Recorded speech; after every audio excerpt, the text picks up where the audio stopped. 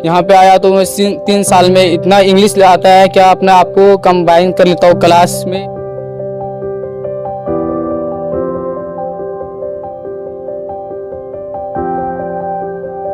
Generally देखने में आया है कि मदरसे के नाम अरबी में, उर्दू में कुछ अलग अलग तरह से होते हैं। आप लोगों ने इस तरह का नाम क्यों चूज किया?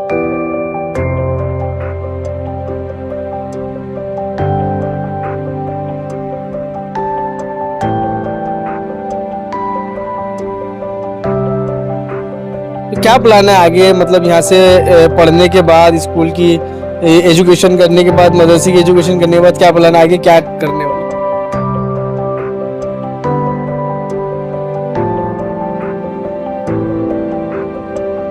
मदरसे में आने के बाद कुछ अलग ही नज़ारा देखने को हमें मिला है।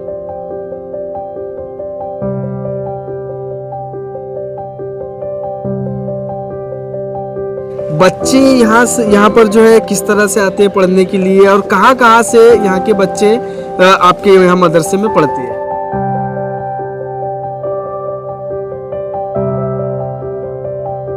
बहुत दिलचस्पी लेके पढ़ते हैं। आप कब से पढ़ा रहे हैं यहाँ? मैं तो यहाँ पर 10 साल हो गया मुझको। 10 साल से जी पढ़ा जी रहे हैं। दोस्तों, इस वक्त मैं मध्य प्रदेश के बालाघाट ज़िले के डोंगरिया में हूँ। यहाँ पर एक बड़ा सा मदरसा जिसका नाम है मौलाना आज़ाद एजुकेशन सोसाइटी, इस नाम से यहाँ पर मदरसा चलता है। किस तरह से मदरसे का संचालन होता है, कहाँ से कितनी क्लासेस यहाँ पर होती है, एजुकेशन किस टाइप की होती है, आपको तो अब तक आपने ये ज़रूर देखा होगा कि मदरसे में कुरान की एजुकेशन होती है, लेकिन क्या वाकई मदरसे में सिर्फ़ और सिर्फ कुरान की तालीम दी जाती है या फिर कोई और भी तालीम यहाँ पर पढ़ने वाले बच्चों को दी जाती है? हमारे साथ स्कूल संचालन के जो प्रिंसिपल है, मैनेजमेंट के लोग हैं, और साथ ही साथ यहाँ पर पढ़े हुए जो बच्चे यहाँ पर अभी पढ़ रहे हैं, जो स्टूडेंट्स हैं वो यहाँ पर है, और जो यहाँ से अब यहाँ से पढ़ के जा चुके हैं, फारिग हो चुके हैं, वो भी बच्चे आज यहाँ पर हमारे साथ है। प्रिंसिपल से बात करने के पहले हम यहाँ से इनसे बात करेंगे। सबसे पहले आपका थोड़ा सा तारुफ दीजिए। मेरा नाम फ़ारूक अहमद, मैं इस संस्था का सेक्रेटरी हूँ। जी, मौलाना आज़ाद एजुकेशन सोसाइटी इस मदरसे का नाम है। जनरली देखने में आया है कि मदरसे के नाम अरबी में, उर्दू में कुछ अलग अलग तरह से होते हैं। आप लोगों ने इस तरह का नाम क्यों चूज़ किया? जो इस मदरसे के बानी हैं मौलाना ग़ुलाम मोहम्मद वस्तानवी साहब ने रखा, इलाक़े की नौइयत को देखते हुए। अच्छा। कि इस इलाक़े के एतबार से जो नाम रहे वो इस ढंग का रहे कि लोग इसको अच्छे से समझ पाए, याद रख पाए। और मौलाना आज़ाद रहमतुल्लाह अलैह से लोग वाकिफ़ है, इसलिए उनके नाम पर ये मदरसे को रखा गया। जी, क्या हिस्ट्री है इसकी, थोड़ा सा उसके बारे में हमारे दर्शकों को बताइए। कब इसकी नींव यहाँ पर रखी गई, कितने सालों से चल रहा है, थोड़ा सा उसके बारे में बताइए। सन 1999 में जी, हमारा सफ़र हुआ था अक्कलकुआ। अच्छा। सावरी करके गांव है, वहाँ की मस्जिद के ताल्लुक़ से हाँ। पता चला था कि वहाँ से ताउन मिलता है। अच्छा। और उसी दौरान ये था कि बालाघाट मदीना मस्जिद में एक मदरसा चलता था जो सिर्फ 10 बच्चों का। अच्छा। और हमारी कमेटी वो 10 बच्चों का भी मदरसा नहीं चला पा रही थी, थोड़ा हालात अच्छा ऐसे थे कि शायद बंद करना पड़े। अच्छा। तो जब हम मस्जिद के चंदे के लिए, मैं और मेरे साथ एक साथी ईदू भाई, हम गए अक्कलकुआ। जी। हमारा पहला ही सफ़र था, तो हज़रत के सामने बात रखे मस्जिद की भी और उस मदरसे की भी। मौलाना ग़ुलाम मोहम्मद वस्तानवी साहब रहमतुल्लाह अलैह, उनका इंतकाल अभी करीब में ही हुआ है, 1 साल 6 महीना लग गया। हाँ जी। तो उनके सामने जब रखे तो उन्होंने कहा कि ठीक है, हमारे मुबल्लिग ले जाओ, वो सर्वे करेंगे और रिपोर्ट देंगे। उनके मुबल्लिग आए, सर्वे करे, रिपोर्ट दिए, तो मौलाना ने कहा कि ठीक है, तुम्हारा मदरसा भी चल जाएगा, मस्जिद भी बन जाएगी। तो मस्जिद भी बन गई। और फिर मौलाना ख़ुद आए यहाँ पर। उस वक्त दिघोरी, लांजी दिघोरी के शफ़ी बाबू, उन्होंने ऑफ़र किया, उनकी 8 एकड़ ज़मीन वो ऐसी ही दे रहे थे कि यहाँ खोलो। अच्छा। बहियर के होटल वाले शौकत भाई, वो अपनी 4 ज़िले के अंदर, हाँ इसी ज़िले में वो 4 एकड़ ज़मीन दे रहे थे। अच्छा। ऐसी लाल बर्रा के लोग उनके रोड पर ज़मीन ख़रीद के दे रहे थे। अच्छा। और यहाँ की ज़मीन कोई ख़रीद के नहीं दे रहा था, ये हमारे रुस्तम कुरैशी साहब रहमतुल्लाह अलैह इंतकाल हो गया, यहीं सामने कब्र है उनकी। अच्छा। तो उन्होंने यहाँ का सजेस्ट किया जो शहर से करीब है। तो मौलाना गुलाम मोहम्मद वस्तानी साहब ने इसको ही पसंद किया और कहा कि अब आप लोग ख़रीद के दो। तो बालाघाट आप लोग मैनेजमेंट के लोग? हाँ हाँ, उस वक्त मैनेजमेंट नहीं बना था। अच्छा। आप लोग जो 2-4 लोग गए थे उनसे मिलने के, उन लोगों को हाँ हाँ हाँ हाँ, कहे कि ख़रीद करके दो जी। तो बस चंदा शुरू हुआ, डिसमिल एक एक डिसमिल के नाम से। अच्छा। चंदा, और बालाघाट ज़िले के बहुत सारे लोग उसमें, शफ़ी बाबू है, डॉक्टर अहमद साहब है, रुस्तम कुरैशी साहब है, वो रफ़ी अंसारी साहब है, हमारे वहाँ कटंगी के कलीम भाई है, ईदू भाई, ऐसे बहुत सारे लोग जो भिड़े चंदा करने। अच्छा। चंदा कर करके ये ज़मीन 21 एकड़ ख़रीद करके दिए। जामिया 21 एकड़ 21 एकड़ ज़मीन ख़रीद के दिए कि ये लो हमें मदरसा बना के दो। अच्छा। तो जामिया अक्कल कुआ वालों ने ये मदरसा बना करके दिया। हाँ। वो भी चंदा ले करके, उन लोग भी चंदा लेके बनाए। ये उनका सफ़र हुआ था 1999 में और ये मदरसा बना है सन 2000 में। अच्छा। तो आपने तारीख़ इतिहास पूछा तो बता दिए कि भाई इस ढंग का इतिहास। आपने यहाँ पर 21 एकड़ जिस तरह से आपने बताया ज़मीन यहाँ पर ख़रीदी गई, यहाँ पर ये मदरसा और ये मस्जिद है ना। हाँ। ये मस्जिद यहाँ पर बनाई गई। मैं देख रहा हूँ माशाल्लाह बहुत सारे यहाँ पर स्टूडेंट हैं जी। बच्चे यहाँ पर जो है किस तरह से आते हैं पढ़ने के लिए, और कहाँ से यहाँ के बच्चे आपके यहाँ मदरसे में पढ़ते हैं? हमारे यहाँ बालाघाट ज़िले के मंडला है, गोंदिया है, जबलपुर है, यानी एमपी के भी, और लगा हुआ इलाका महाराष्ट्र का जो ज़िले है यहाँ के भी बच्चे आते हैं। जबलपुर तक का, सागर तक का के बच्चे यहाँ पढ़ते हैं। अभी कितने बच्चे हैं यहाँ पर? अभी तकरीबन 200 बच्चे हैं। अच्छा, 200 बच्चे। हाँ, और हमारे वहाँ दीनी तालीम के साथ स्कूली तालीम भी है। अच्छा। 12वीं तक का स्कूल भी है। हाँ। और मेरे ख़ुद 2 बच्चे यहीं से दीनी तालीम हासिल करे। एक बच्चा, छोटा बच्चा मुकम्मल हाफिज़ हुआ। अच्छा। बड़े वाले का हिफ्ज़ पूरा नहीं हुआ। दोनों 12वीं यहाँ से करे। अच्छा। और दोनों ही डॉक्टर भी है। अच्छा। छोटा वाला MD कर रहा है। अच्छा, क्या बात है। हाँ, तो ऐसे बहुत सारे बच्चे यहाँ से निकले जो डॉक्टर है, MBBS डॉक्टर है। और एक अभी बच्चा यहाँ का पढ़ा वाला जो DYSP है। अच्छा। वो अभी आ रहे हैं। अच्छा। हाँ, ये प्रोग्राम में आ रहे हैं। हाँ। यहीं से जो है पढ़े हैं। हाँ, यहीं से पढ़ के निकले। चलिए, मैं एक MBBS डॉक्टर है, वकील है, कई इंजीनियर है। हाँ। चलिए, मैं वापस एक बार और आपके पास आऊँगा। ये मैं आपको बताऊँ, यह है प्रिंसिपल यहाँ के, जो मदरसा चलता है वो यहाँ के प्रिंसिपल है। इनसे भी बात करेंगे थोड़ा एजुकेशन को लेकर। सबसे पहले आपका तारुफ, आपका नाम थोड़ा सा हमारे दर्शकों को बताइए। मेरा नाम मोहम्मद रफ़ीक साहब जी। आप यहाँ पर प्रिंसिपल है। तो जिस तरह से इन्होंने बताया कि यहाँ पर दीनी तालीम के साथ साथ स्कूली तालीम भी दी जाती है, तो कहाँ तक यहाँ पर स्कूली तालीम शुरू कहाँ से होती है और ख़त्म कहाँ से होती है? पूरा 1st to 12th है हमारा। 1st to 12th। हाँ, मीडियम एजुकेशन बोर्ड से है, भोपाल से एफिलेटेड है। मीडियम हिंदी और इंग्लिश दोनों मीडियम है। अच्छा। और ज़्यादातर बच्चे हिंदी मीडियम में पढ़ते हैं। अच्छा। एक लैंग्वेज उनका उर्दू भी रहता है। हाँ जी। आप अपने बारे में थोड़ा सा बताइए, आपका क्या एजुकेशन है और आपका यहाँ पर किस तरह से अपॉइंटमेंट हुआ, उसके बारे में थोड़ा सा बताइए। जी, मेरा तो ये 2002 जुलाई में अपॉइंटमेंट हुआ था। अच्छा। मैं M.Com B.Ed हूँ। 2002 में? 2 में जी। आप यहीं के मुकामी हैं? मैं लांजी का हूँ, यहाँ से 60 किलोमीटर से। अच्छा। तो उर्दू जो अरबी तालीम होती है, कुरान की जो तालीम होती है, मैं समझता हूँ बहुत ज़्यादा उसके ऊपर फोकस करना पड़ता है, जितना मुझे पता है, क्योंकि थोड़ा सा टफ भी होता है अरबी लैंग्वेज। तो क्या बच्चे अरबी के साथ साथ स्कूली तालीम आसानी से हो जाती है, पढ़ लेते हैं? हाँ, थोड़ा उनको लोड तो पड़ता है। हाँ। लेकिन उसका शेड्यूल इस तरीके से बनाया गया है। हाँ।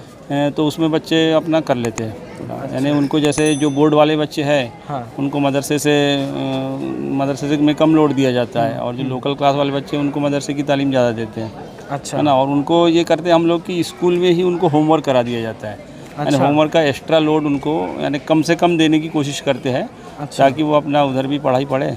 अच्छा। दीनी तालीम पढ़े। इसलिए स्कूल के ही जो ऐसे घंटे हैं हमारे। हाँ। और ज़्यादातर क्या कि छुट्टी हमारी उसमें छुट्टियाँ ज़्यादा नहीं रहती। हाँ। इसीलिए वो कर लेते हैं। है ना। यहीं रह के पढ़ना है उनको, खाली काम उनका पढ़ाई है, दूसरा अदर घर का काम तो करना नहीं है।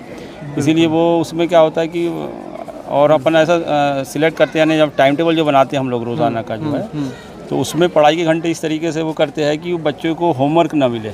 अच्छा, यानी होमवर्क लेस जो है वो हम लोग करते हैं उसमें। तो जिस तरह से बताया गया कि 200 बच्चे यहाँ पर अभी मदरसे में है, तो वो पूरे 200 के 200 स्कूली तालीम भी पा रहे हैं? जी जी जी, पूरे पूरे। जी। अभी जैसे अभी 12th की बात करें, 10th की बात करें, तो लास्ट ईयर कितने बच्चों ने यहाँ पर SSC और HSC पास किया है? अभी तक तो हमारे यहाँ करीब 500 बच्चों ने यहाँ से 10th का एग्ज़ाम पास करके अभी निकल तक गए। टोटल? हाँ, टोटल। अच्छा। और पिछले साल जो है वो 15 बच्चे थे। 15 हाँ, यानी 17 बच्चे बैठे थे, 15 पास हुए उसमें, अच्छा, है ना। एक बच्चे का उसमें 85% आया था। 85%? हाँ, और वो हिफ्ज भी कर रहा है यहाँ पे अभी। अच्छा, क्या बात जी जी। दोनों एजुकेशन साथ में लेते लेते कि अगर बच्चा कितनी क्लास तक पहुंचता है कि उसका जैसे 10th भी हो गया और वो हाफिज़ भी बन गया, ऐसे कितनी क्लास तक दोनों चीज़ें एक साथ हो जाती है? यानी उम्र जैसे बच्चा 6th क्लास से आया या 5th क्लास से आया तो 10th क्लास तक वो हिफ्ज कर लेता है अपना। अच्छा, और 10th भी हो जाता है? 10th भी हिफ्ज हो जाता है, और 2 साल फिर उनको दौड़ के लगते हैं। अच्छा। यानी 12th के साथ वो मुकम्मल हाफिज़ बन जाता है। यानी नॉर्मल बच्चा रहा और बहुत अच्छा इंटेलिजेंट बच्चा रहा तो 1-2 साल में हिफ्ज कर लेता है। अच्छा, हाँ, ऐसे भी बच्चे हमारे यहाँ निकले हैं जो 1 साल में पूरा कुरान हिफ्ज कर लिया नाज़रा करने के बाद भी। क्या बात है। चलिए, मतलब एक अच्छी चीज़ यहाँ पर देखने में ये आई कि पहले इस तरह से हुआ करता था कि बच्चा जब हाफिज़ कुरान बनता था तो स्कूली तालीम से वो काफ़ी दूर रहता था, स्कूल के एजुकेशन से दूर हो जाता था। जैसे 5वीं 6वीं पढ़ने के बाद अगर उसको मदरसे में उसका एडमिशन कर दिया गया तो उतनी ही स्कूल की एजुकेशन होती थी। लेकिन यहाँ पर कुछ अलग चीज़ देखने में मिल रही है बालाघाट के इस मदरसे में कि बच्चा हाफिज़ तो बन रहा है, कुरान की तालीम तो उसको मिल ही रही है, साथ ही साथ उसको स्कूल की एजुकेशन भी पूरी मिल रही है। यहाँ पे कुछ स्टूडेंट है, उनसे भी बात करते हैं हम कि उनका पढ़ाई का शेड्यूल क्या होता है, क्योंकि जनरली घर पर होते हैं बच्चे जो सिर्फ़ और सिर्फ स्कूल की तालीम हासिल करते हैं। उनका खेलने कूदने का टाइम, उठने का टाइम, स्कूल जाने का टाइम, आने का टाइम, सारी चीज़ें अलग होती है। लेकिन एक बच्चा जो मदरसे में पढ़ रहा है और दोनों एजुकेशन एक साथ हासिल कर रहे हैं, तो किस तरह का उनका शेड्यूल होता है, उनसे बात करें। क्या नाम है आपका? मेरा नाम मोहम्मद शेख उमैर है। उमैर साहब, आप कब से इस मदरसे में? मैं ये 4 साल से। 4 साल से। अभी स्कूल की एजुकेशन आपकी कितनी हुई है और मदरसे की एजुकेशन कितनी हुई है? मैं मुकम्मल हाफिज़ कुरान हो चुका हूँ। अच्छा, और क्या बात। 12 इस साल है। 12th अभी दे रहे हैं? जी। अच्छा, हाफिज़ कुरान हो गया और अभी भी मदरसे में हैं आप? जी। तो आगे क्या पढ़ रहे हैं और अभी दौर चल रहा है कुरान में। अच्छा जी। अच्छा, तो हाफिज़ बनने के बाद जैसे सिर्फ हाफिज़ तक की यहाँ पर एजुकेशन है कि उसके आगे भाई कारी होता है, मौलाना, मुफ्ती, काफ़ी कुछ होता है जितना मुझे पता? साथ में करा देते हैं कारी का यहाँ पे। अच्छा, यानी कुरान जो ठीक ठाक से पढ़ ले, हाँ, बाकी कारी का अलग से कोर्स नहीं है यहाँ पे। अलग से नहीं, नहीं, हिफ्ज़ तक है? हिप्स के साथ साथ ही वो कारी कारी की भी क्लास, बन जाता है। कारी की क्लास लेते हैं अलग से। अच्छा, यानी रोजाना आधा घंटा अच्छा। उनको कारी का भी वो कराया जाता है। उमैर साहब से बात करेंगे एक बार। उमर भाई, क्या शेड्यूल होता है आपका एजुकेशन का? सुबह कितने बजे उठते हैं? मदरसे की पढ़ाई कितने घंटा होती है? स्कूल की पढ़ाई कितने घंटा होती है? उसके बारे में थोड़ा सा बताइए। सुबह हम 4:30 बजे उठते हैं। 4:30 बजे? जी। 4:30 बजे सुबह? जी। सोते कब है फिर?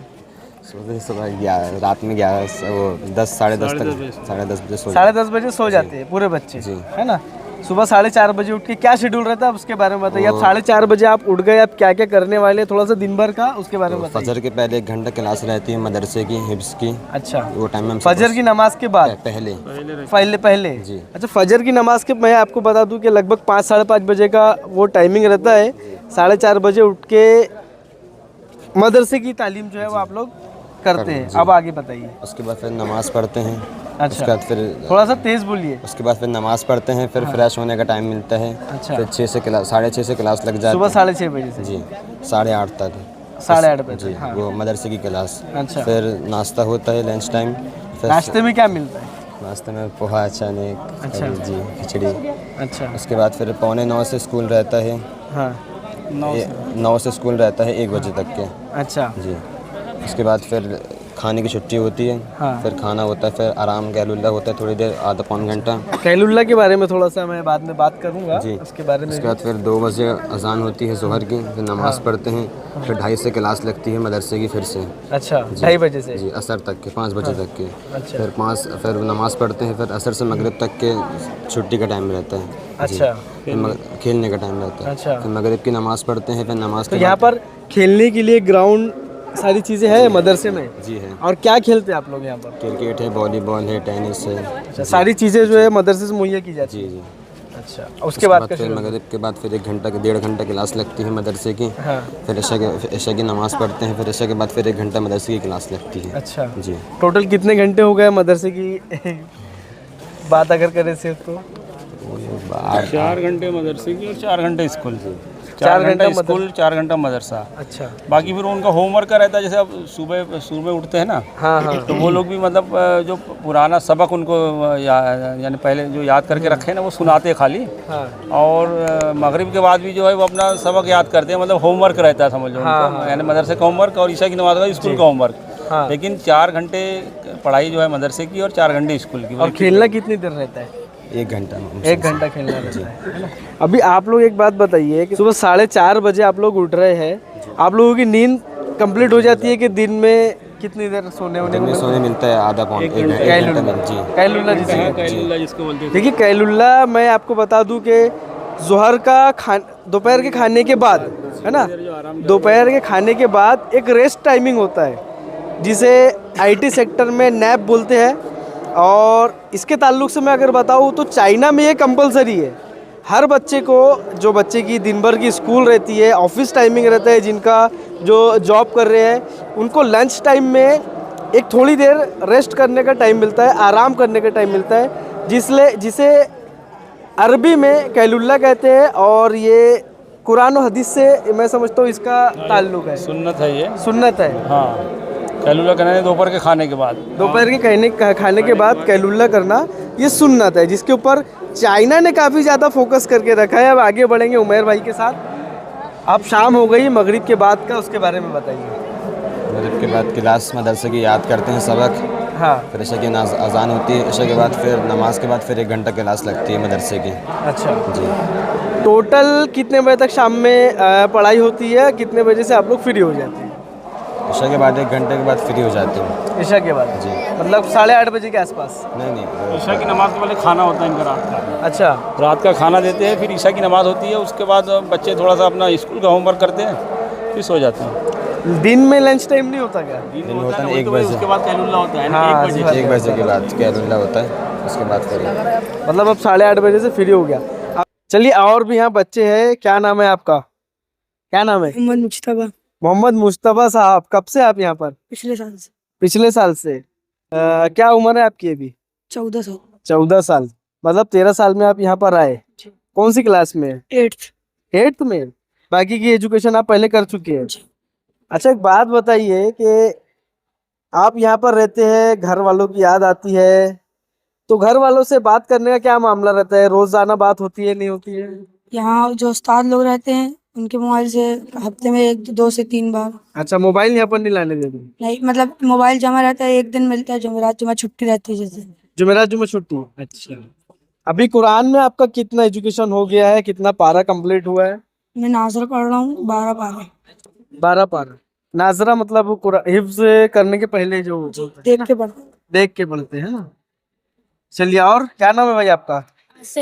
आसिफ भाई। आप कौन सी क्लास में? कौन सी क्लास में आप? 8th class. 8th क्लास में। आप कब से मदरसे में? हम पिछले साल से। पिछले हाँ, बोलो भाई, क्या नाम है आपका? अयान। अयान भाई, क्या नाम है? कब से आप यहाँ पर? पिछले साल। पिछले साल से आए आप। कौन सी क्लास में? 6th। मजा आता है मदरसे में? ठीक है। मदरसे में पढ़ के मजा आता है कि घर पे जो पढ़ते थे उसमें मजा आता था? घर में। यहाँ पे मजा नहीं आता है? अच्छा यार, इतने खुश दिख रहे हैं आप लोग, माशाल्लाह, सब मुस्कुरा रहे हैं, तो मुझे मजा नहीं आता? बहुत मजा आ रही है। अच्छा लगा। आपको मजा आता है यहाँ पे? जी। आप कौन सी क्लास में? 7th में। और कुरान में अभी क्या पढ़ रहे हैं आप? अल्लाह का शुक्र है 5 दौर हो गए। 5 नाजरा हो गए। चलो, चलिए, बहुत बातें करने को तो बहुत कुछ बातें हम यहाँ पर कर सकते हैं। वापस ट्रस्टी साहब के पास आऊँगा। जिस तरह से आप बता रहे थे कि काफ़ी कुछ बच्चे यहाँ से जो पढ़ के अलग अलग ओहदों पे गए हुए हैं, कहाँ कहाँ किस तरह की जो है सर्विस वो अभी कर रहे हैं, थोड़ा सा उसके बारे में बताइए। अब बहुत से बच्चे जो इंजीनियर है हाँ। वो अलग अलग जॉब कर रहे हैं, हाँ और डॉक्टर बच्चे हैं, हाँ और ऐसे दुनियावी लाइन से तो बहुत से हैं, जी और दीनी खिदमत भी अंजाम दे रहे हैं। जी। एक चीज देखने में आती है मदरसे को लेकर, अक्सर सोशल मीडिया के माध्यम से कही जाए, न्यूज़ चैनल के माध्यम से कही जाए कि भाई मदरसे को एक अलग नज़र से देखा जाता है कि यहाँ पर सिर्फ अरबी पढ़ाया जाता है, कहीं ना कहीं अलग अलग संगठनों से इनके तार जोड़ दिए जाते हैं। ये सब मामले को आप लोग किस तरह से देखते हैं? और यहाँ पर तो मैं देख रहा हूँ, काफ़ी खुशी हुई मुझे देखकर कि यहाँ पर एजुकेशन, स्कूली और मदरसे की दोनों एजुकेशन मिल रही है। तो उस चीज़ को किस तरह से देखते हैं आप लोग? अब एलिगेशन लगाने वालों पे तो हम कोई नई बात कह सकते, जी लेकिन अपने मदरसे की ये बात कर सकते हैं कि यहाँ सिर्फ दीनी तालीम ही नहीं, बाकी मदरसों के बारे में भी हम ये नहीं कहते कि वहाँ कोई गलत एजुकेशन होता होगा। हाँ वहाँ भी नहीं गलत होता एजुकेशन, और यहाँ भी नहीं होता, लेकिन यहाँ पर स्कूली तालीम भी साथ में है, हाँ। ये हम कह सकते हैं। एलिगेशंस लगाने वालों के ऐसे क्या क्या कहना चाहेंगे आप? भाई एलिगेशन लगाने वालों को तो हम आमंत्रित करेंगे कि आओ भाई, अच्छा अपने एलिगेशन की पहले जांच तो कर लो। अच्छा यहाँ तो उनका एलिगेशन सही मिलता है नहीं मिलता है, आए यहाँ रुके, हमारे वहाँ मदरसे में खुद मिले बच्चों से, अच्छा। यहाँ पर जो है यहाँ उनका खाना पीना देखें, उनका सोना उठना बैठना, बच्चों से इंटरव्यू ले ले, अच्छा, समझ में आ जाएगा क्या सही है खुद ही समझ में आ जाएगा। हमारे वहाँ के बच्चों से देशभक्ति के गीत सुन ले में, देशभक्ति अच्छा। की बात सुन ले में। क्या बात है। हाँ, आ जाए यहाँ 15 अगस्त और 26 जनवरी के प्रोग्राम में भी आ जाए, देख लें। 15 अगस्त 26 जनवरी का प्रोग्राम भी होता है? हाँ, यहाँ उसका भी प्रोग्राम होता है, झंडा बंदन होता है, उस वक्त प्रोग्राम होता है। अच्छा। और जो है हमारे लगे हुए गांव के सरपंच है और पटेल लोग है, हाँ। नॉन मुस्लिम भी है, उनको भी बुलाया जाता है, उनके हाथ से झंडा फहराया जाता है, उनको कार्यक्रम में रखा जाता है। तो बालाघाट के मदरसे में मैं मौजूद हूँ। इंटरव्यू करते वक्त अजान हुई, नमाज का टाइम हुआ, सारे बच्चे नमाज पढ़ने चले गए थे। हम थे इस इंटरव्यू में, वहाँ पर इन्होंने कहा कि भाई हमारे जो बच्चे हैं इनको राष्ट्रगान और सारी चीज़ें जो एक आम स्कूलों में होती है वो यहाँ के बच्चों को भी पूरी तरह से मिलती है। तो और बच्चे हमारे साथ यहाँ पर जुड़े हैं, उनसे बात करेंगे। क्या नाम है सर आपका? मोहम्मद तौफीक सिद्दीकी। तौफीक साहब, कब से आप यहाँ पर इस मदरसे में हैं? 3 साल, 8वीं क्लास से। 8वीं क्लास से? जी। अभी कौन सी क्लास में? 11th class. 11th में? जी। 10th हो गया आपका पूरा? जी। कितना परसेंटेज आपने 10th? 84% हासिल। 84%? जी। अच्छा, तो इंग्लिश, हिंदी सारी चीजें आप लोग आसानी से पढ़ लेते हैं? जी। इंग्लिश में पढ़ना, सब बात करना वगैरह? पहले तो घर में नहीं आता था, हम जिस एरिया से आते हैं वहाँ इंग्लिश बहुत कमजोर है। अच्छा। वहाँ पे इंग्लिश कहाँ से पे आप? मैं गोड्डा, झारखंड से। झारखंड से? जी। जब मैं यहाँ पे आया था मुझे इंग्लिश का स्पेलिंग भी नहीं आता था, अच्छा। इतना इंग्लिश में कमजोर था। हिंदी थोड़ा बहुत आती थी और गणित आती थी। यहाँ पे आया तो मैं 3 साल में इतना इंग्लिश आता है क्या अपने आप को कंबाइन कर लेता हूँ क्लास में, यानी कि अपने आप को इंग्लिश पूरा पेपर सोल्व करता हूँ और समझ लेता हूँ। यानी कि अभी उतना भी नहीं आता है, बोल नहीं पाते लेकिन समझ लेते हैं जी। अच्छे से। इंग्लिश को समझ लेते हैं लेकिन बोल नहीं पाता हूँ। लेकिन अब पहले के मुकाबले में इंग्लिश कंडीशन बहुत सही हो चुकी है। पहले कंप्यूटर भी चलाना नहीं आता था, कंप्यूटर का स्पेलिंग भी नहीं आता था, कंप्यूटर कैसा होता था वो भी मालूम नहीं था। इस मदरसे ने मैं कंप्यूटर भी चलाना सीखा। अच्छा, तो क्या प्लान है आगे, मतलब यहाँ से पढ़ने के बाद, स्कूल की एजुकेशन करने के बाद, मदरसे की एजुकेशन करने के बाद क्या प्लान है आगे, क्या करने वाले? मैं सोचा 12th के बाद, ग्रेजुएशन के बाद यूपीएससी का एग्जाम देना है। यूपीएससी का? जी। अरे वाह, क्या बात है। आपका नाम क्या, आपकी क्या तैयारी है आगे की? मेरा नाम अल्तमश अंसारी है। मेरे अभी 12th के बाद की तैयारी में डॉक्टर बनना है। डॉक्टर बनना है? नीट निकालना, उसके बाद फिर लास्ट जो ये मुझे एमडी बनना है। एमडी बनना है? अरे वाह, क्या बात है। आप क्या बोलेंगे, क्या नाम है आपका? सादुल्ला नाम है मेरा। सादुल्ला। आप कब से यहाँ पर? 6वीं क्लास से। 6वीं क्लास से। अभी कौन सी क्लास में है? अभी 10th में। 10th में। आपको भी हिंदी इंग्लिश पढ़ना वगैरह आता है सब? जी। जी। अच्छा, ये बता रहे थे कि यहाँ के सब बच्चों को राष्ट्रगान भी आता है। आप तमाम को राष्ट्रगान पढ़ना आता है? जी। चलो पढ़ के सुनाओ पहले।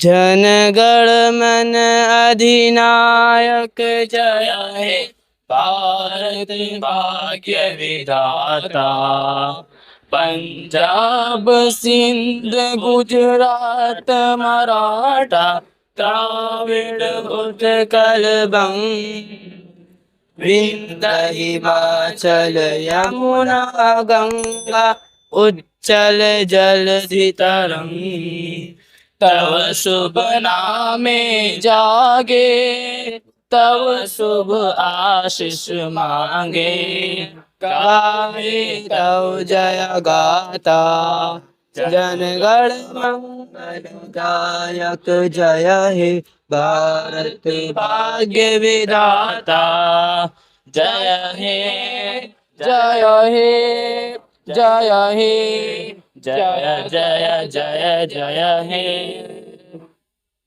तो भाई मजा आ गया। मतलब मदरसे को क्या क्या लोगों ने बना दिए थे, लेकिन आज यहाँ पर मदरसे में आने के बाद कुछ अलग ही नज़ारा देखने को हमें मिला है।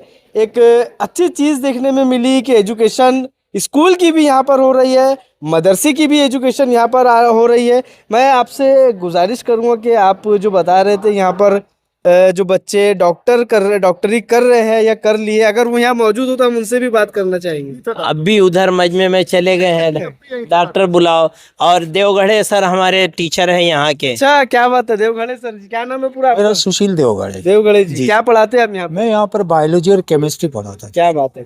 अच्छा, आप एक बात ये बताइए, अब ये पूरे मुस्लिम बच्चे, पूरे मुस्लिम है, बाहर से भी पढ़ने? हम मुस्लिम बच्चे हैं। पूरे मुस्लिम बच्चे हैं और मदरसे की यहाँ पर एजुकेशन होती है, साथ में स्कूल की भी होती है। क्या यहाँ के बच्चे सारा वो कुछ आसानी से पढ़ लेते हैं, एजुकेशन ले लेते हैं जो एक आम स्कूल में बाहर होती है? तो इन बच्चों के पास अपने मजहबी भी शिक्षा है और दीनदारी भी शिक्षा है। हाँ। तो दोनों शिक्षा को बड़े शौक से, बड़ी जिम्मेदारी के साथ बच्चे लोग अडॉप्ट करते हैं। अच्छा। और पढ़ते हैं, बहुत दिलचस्पी लेके पढ़ते हैं। आप कब से पढ़ा रहे हैं यहाँ पे? मैं यहाँ पर 10 साल हो गया मुझको 10 पढ़ा। साल से जी पढ़ा जी रहे? जी जी। और जब से हम पढ़ा रहे हैं, रिजल्ट हमारे अच्छे आ रहे हैं, फर्स्ट क्लास आ रहे हैं। और यहाँ के बच्चे डॉक्टर बने हैं, इंजीनियर्स बने हैं, कुछ पॉलिटेक्निक किया है, कुछ इंजीनियरिंग में गए हैं, कुछ वकील अडॉप्ट किया है। बहुत अच्छा एजुकेशन है यहाँ पर। चलिए, देवगढ़े जी भी है हमारे साथ। मदरसे के अंदर एक नॉन मुस्लिम टीचर, ये एक ही है क्या? और है, 3 कितने? टीचर है, 3 नॉन मुस्लिम टीचर। क्या बात है। अलग पूरे जी हैं, वो हाँ। फिजिक्स पढ़ाते हैं। अच्छा। और एक हमारे समृते जी थे, वो भी फिजिक्स पढ़ाते थे। तो चलो, बहुत अच्छी बात है कि अलग अलग चीजें यहाँ पर निकल कर सामने आ रही है। डॉक्टर साहब को अगर आप बुला लेंगे तो बहुत अच्छा हो जाएगा। हम जी कुछ कहना चाहिए? एक रिजवान सर हैं जो अभी केमिस्ट्री पढ़ा रहे हैं यहाँ पर। चलिए, आपने अभी कुछ बच्चों को देखा जो जनगण मन पढ़ रहे थे, ये टीचर को देखा। अभी हमारे साथ इसी मदरसे के जो एक स्टूडेंट है जो एमडी कर रहे हैं अभी, उनसे भी बात करते हैं। थोड़ा सा आगे आ जाइए। क्या नाम है आपका? मेरा नाम मोहम्मद हम्माद है। हम्माद जी, क्या बताएंगे? आपने जिस तरह से हमें पता लगा कि आप अभी एजुकेशन के मामले में एमडी कर रहे हैं, डॉक्टर बन रहे हैं, तो क्या एजुकेशन रही, कहाँ से रही, इसी मदरसे से आपने कहाँ तक पढ़ा और हाफिज आपका मुकम्मल हुआ नहीं हुआ, उसके बारे में थोड़ा सा बताओ। मैंने यहाँ 2011 में 9th क्लास में एडमिशन लिया। अच्छा। और 9th के साथ साथ हिफ्ज भी 9th क्लास में ही शुरू हुआ जी। 11th में आते आते मेरा हिफ्ज मुकम्मल हो गया। अच्छा। और 12th तक मैंने फिर यहीं हिफ्ज के दौर की भी और 12th की भी तालीम यहीं से हासिल की। अच्छा। उसके अलावा जब मेरा आगे इरादा हुआ कि मुझे अब मेडिकल फील्ड में जाना है, तो जैसा कि आप लोगों को मालूम है कि मेडिकल फील्ड में ग्रेजुएशन के लिए नीट की प्रिपरेशन करना रहता है। उस एग्ज़ाम के लिए भी जहाँ लोग कोचिंग सेंटर्स में जाते हैं, उस कोचिंग को भी मैंने इसी मदरसे में पूरा किया। एक बार घर जाने के बाद वापस मैं इसी मदरसे में आया। और हमारे देवगढ़े सर का उसमें बहुत ख़ास रोल रहा, क्योंकि देवगढ़े सर ने केमिस्ट्री और बायोलॉजी में बहुत ज़्यादा हमें गाइड किया। तो मैंने उस नीट की कोचिंग भी इसी मदरसे में रह के पूरी करी। सेल्फ ट्यूशन नहीं गए? ट्यूशन नहीं गया कहीं, बुक इन्हीं के गाइडेंस में कुछ बुक्स ली थी। जहाँ कंफ्यूजन होता था वहीं तुरंत स्कूल में जाके पूछ लेता था। कभी 11-12 की क्लास में जाके भी बैठता था कुछ खास लेक्चर्स लेने के लिए। उसके बाद मेरा ग्रेजुएशन BPS हो गया आपका? नहीं, मेरा BUMS हुआ। BUMS हुआ है। BUMS कंप्लीट किया। उसके बाद फिर BUMS के बाद जो AIPGT होता है MD के एंट्रेंस का, वो दिया। फिर अभी MD का लास्ट ईयर है। कहाँ से कर रहे हैं अभी आप? भोपाल गवर्नमेंट यूनानी मेडिकल। BUMS कहाँ से किया? वो भी वहीं से किया, उसी कॉलेज से जी। और अभी जो मदरसे में आप हिफ्ज बने, तो हिफ्ज अभी आपका मुकम्मल हुआ, उसको लेकर क्या आगे, मतलब जैसे तरावी वगैरह पढ़ाते हैं, नमाज पढ़ाते हैं, मदरसा पढ़ाते हैं, मदरसा खोलते भी हैं लोग, तो अभी उसका क्या स्टेटस है? मेरा 11th में जब हिफ्ज मुकम्मल हुआ था, मैंने हिफ्ज मुकम्मल होने से पहले ही से इसी मदरसे की मस्जिद में तरावी पढ़ाना शुरू कर दिया था। अच्छा। और 10th क्लास में ही जब मेरे चंद ही पारे हुए थे तो पहली मर्तबा इसी मदरसे की मस्जिद में मैंने तरावी पढ़ाया था। उसके बाद से कंटिन्यू मैं अपने मकाम जहाँ रहता हूँ वहाँ हर साल तरावी पढ़ाता हुआ आ रहा हूँ जी।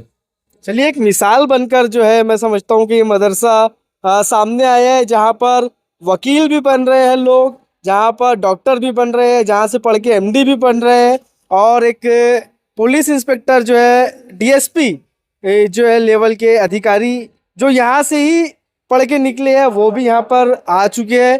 कोशिश करेंगे उनसे भी बात करेंगे। तो एक अच्छी मिसाल मौलाना आज़ाद एजुकेशन ट्रस्ट नाम से जो ये बालाघाट ज़िले में मदरसा चलता है, अच्छी मिसाल कायम कर रहा है। हमारी जो है एक मैसेज मैं ज़रूर देना चाहूँगा उन लोगों को जो मदरसे की एजुकेशन के ऊपर, मदरसे के ऊपर, मदरसे के बच्चों को एक अलग नज़र से देखते हैं। मैं समझता हूँ ये वीडियो देखने के बाद ज़रूर उन लोगों का जो नज़रिया है वो बदल जाएगा। तो आगे के अपडेट्स के लिए बने रहिए NGP न्यूज़ के साथ। बहुत बहुत शुक्रिया। इन त्योहारों पे घर लाएं नए electronic items, LED TV, smartphones, washing machine या फिर हो AC। हमारे यहाँ सभी इलेक्ट्रॉनिक अप्लायंसेस पर 0% डाउन पेमेंट के साथ फाइनेंस फैसिलिटी और एक्सचेंज ऑफर के साथ पाए ढेर सारे गिफ्ट वाउचर जीतने का मौका। मम्मी के किचन के लिए खरीदना हो ओवन या पापा के लिए खरीदना हो स्मार्टफोन, इलेक्ट्रॉनिक अप्लायंसेस को खरीदना तो सुरेश इलेक्ट्रॉनिक शोरूम ही आना।